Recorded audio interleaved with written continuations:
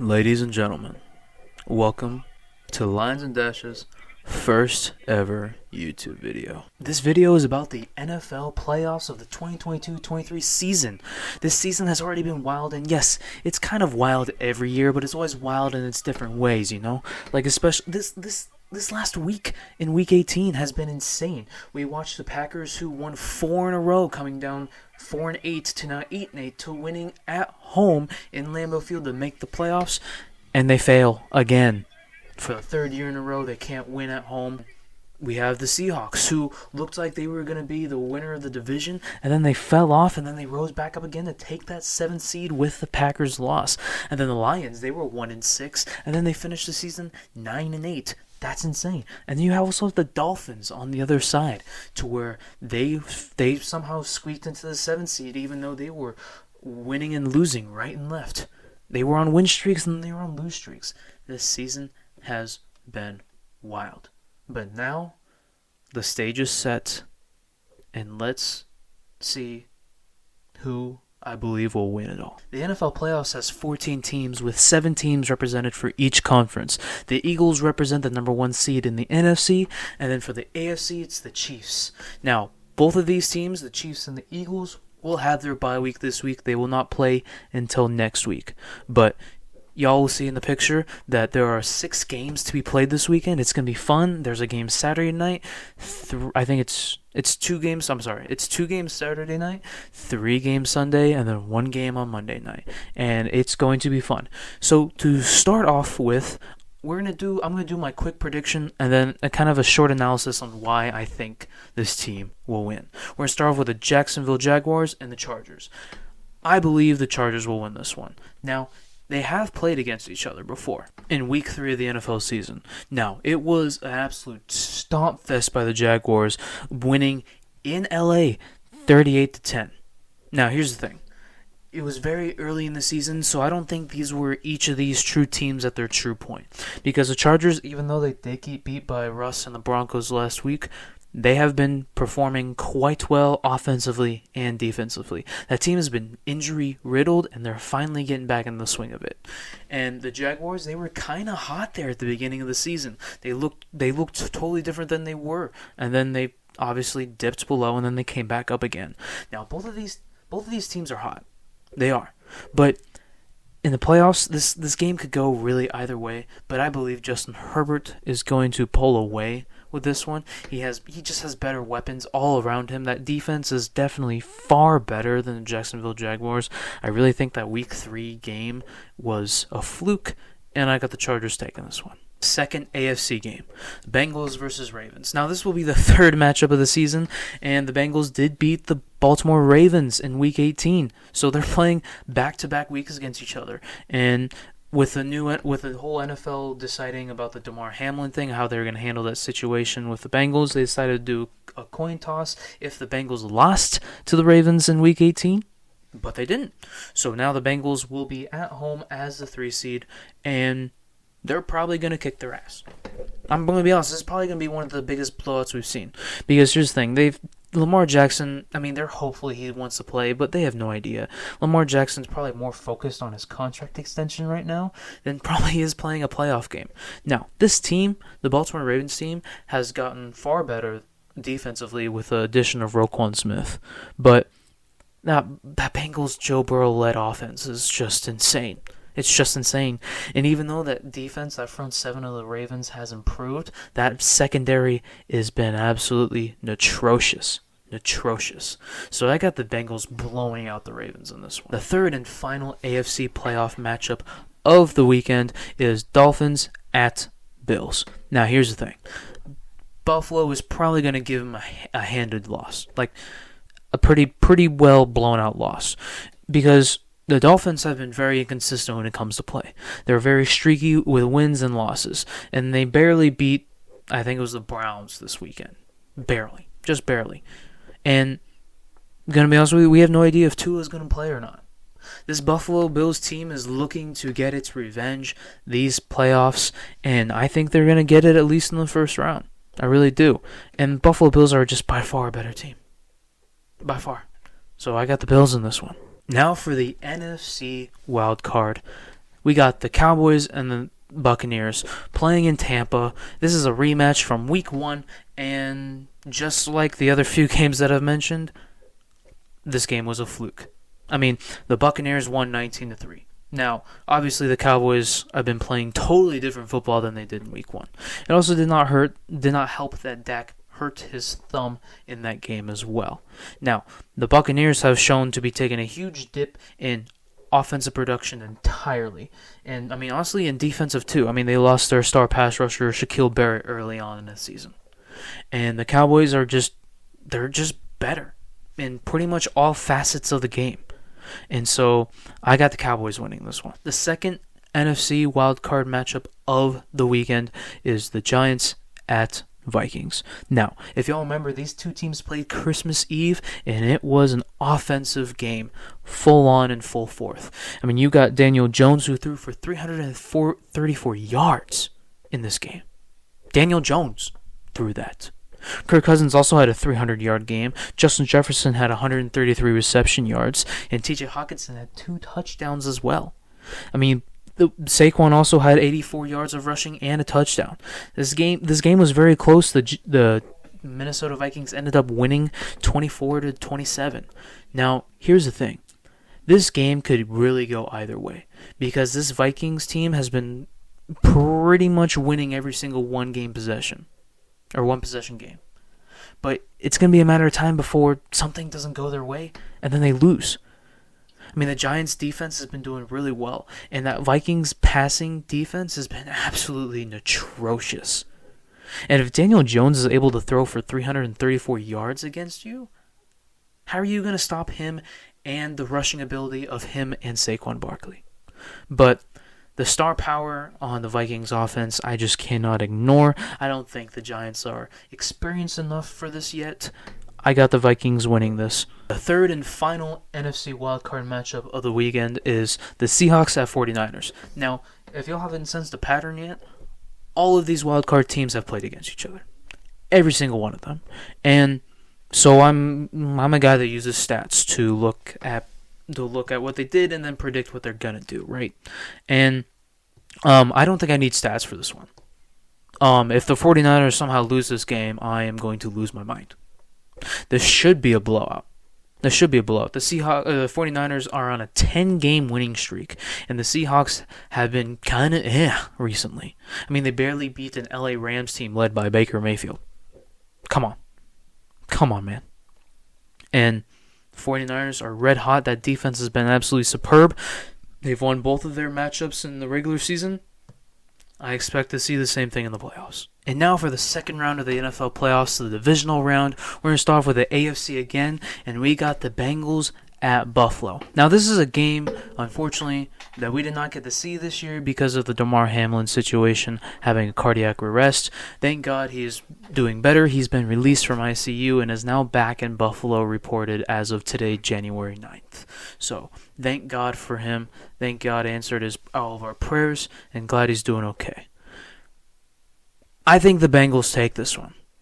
Even though Buffalo has been one of the better teams in the NFL this year, probably arguably some of the best, especially with that defense. The big problem I have with the Bills is that I feel like they're one more disappointment away from making a Super Bowl run. I mean, yes, they have Stephon Diggs, they have Josh Allen, but that run ability on that team is lackluster. I mean, sometimes they're great and sometimes they're absolutely horrible. James Cook, I was expected to have a more expanded role, and he just hasn't. Devin Singletary is not a Pro Bowl running back or even an above-average running back. The heavy reliance on a passing game is something that the Bengals can easily predict on defense. And the Bengals, that offense has been absolutely potent against some of the best defenses in the NFL. And Joe Burrow, last year, without an offensive line, was able to beat great teams in the playoffs.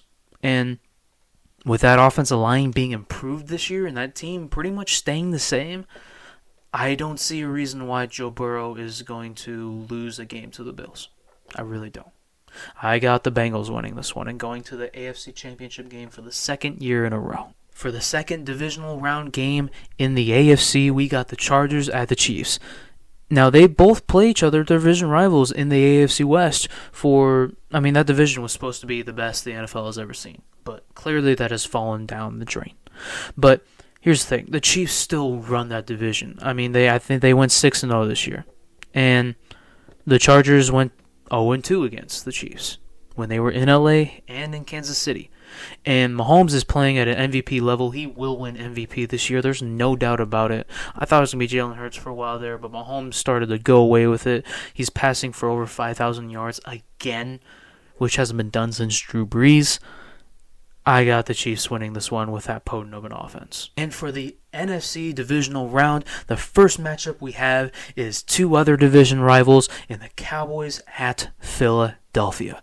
Now, this one is really interesting because both of these two teams took one piece from each other in the regular season, but each of those losses came from their backup QBs playing, with Cooper Rush losing to the Eagles in their first matchup and then Gardner Minshew losing to the Cowboys in their second matchup of the season.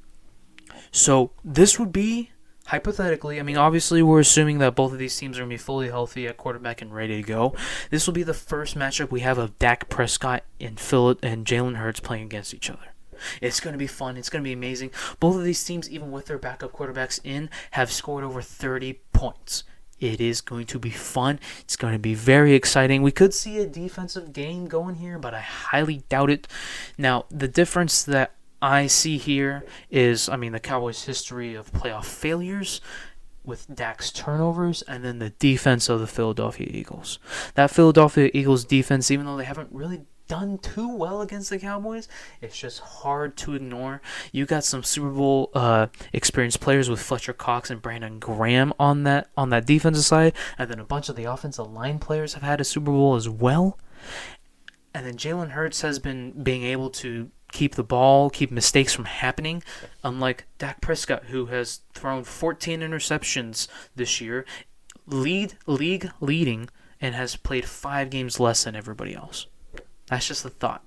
And unfortunately, I think that's going to be the biggest decision here on why the Cowboys lose. And the Eagles will go to the NFC Championship game. And for the second and final NFC divisional round game, we got the Vikings at the 49ers. Now, this is a game that we have not seen before. This is the first playoff game.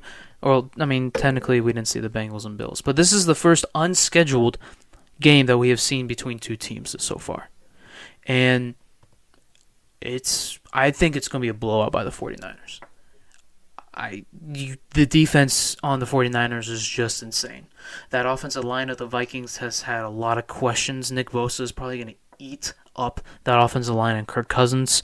And then the Vikings defense, especially against the secondary. The only way that the Vikings will win this game is if they're somehow able to rattle Brock Purdy, which no team has been able to do yet. And they've played against some pretty good pass rushers, and they have yet to do it.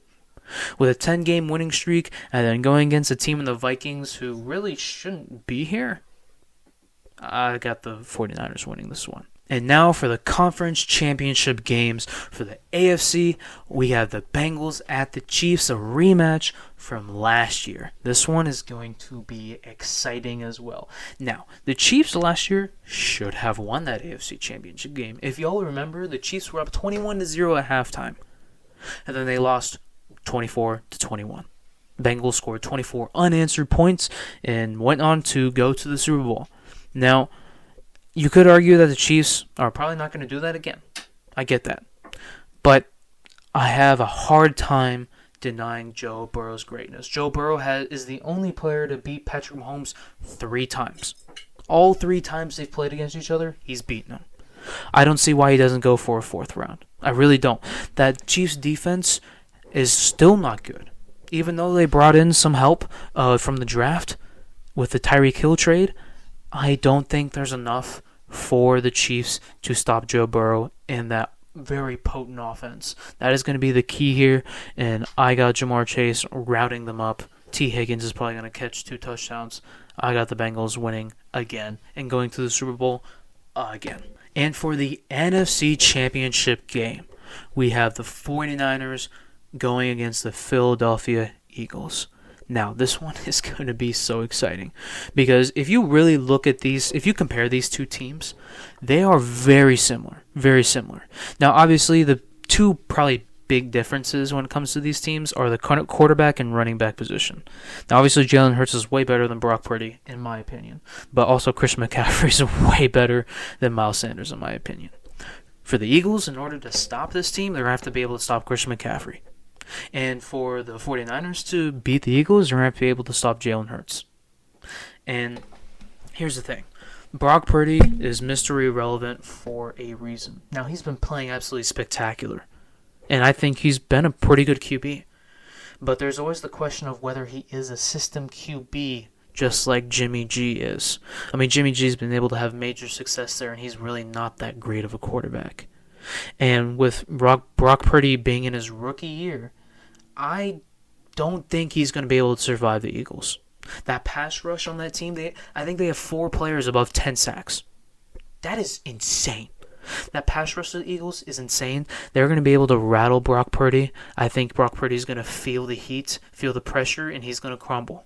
And especially in a hostile environment in Philly, yeah, I got the Eagles winning this one and going to the Super Bowl. And for Super Bowl 57, we have the Cincinnati Bengals going against the Philadelphia Eagles.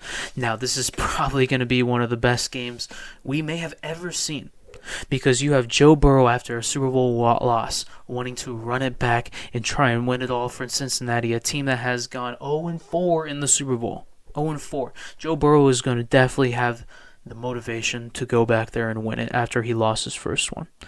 Now, this Bengals team is very pass-heavy, and that defense, even though it's kind of mediocre, they have shown flashes of being elite. Now, for the other side of the ball, you have Jalen Hurts, who is a dual-threat quarterback, one of the best there is out there, having one of the best offensive lines and best supporting casts with A.J. Brown, Devontae Smith, Dallas Goedert in the receiving core that he has. Then the defense of the Eagles, I think, is far more superior than the Bengals. And gonna be honest with you, this Eagles team is far tougher than the LA Rams team that they lost to in the Super Bowl. Far tougher on all fronts, especially on defense. And unfortunately, I think this is going to rattle Joe Burrow. There's going to be sacks taken a lot with that front 7. And then the secondary is something that the Bengals have not had a chance to go against. I mean, you could argue that they would have gone against the Bills, but they didn't go against the Bills. They didn't play against them. And unfortunately, yes, they did upgrade their offensive line, but I think this Eagles star power is too much. And I think the Eagles will win their second Super Bowl in 5 years. Thank you all for watching the video. Please leave a like and subscribe. Subscribe if you want more content like this, and leave a comment down below what you think is going to happen in these playoffs. What maybe what you think that I got wrong, or what you would change. Please let me know in the comments as well what videos you'd like to see in the future, and I will see y'all later. Peace.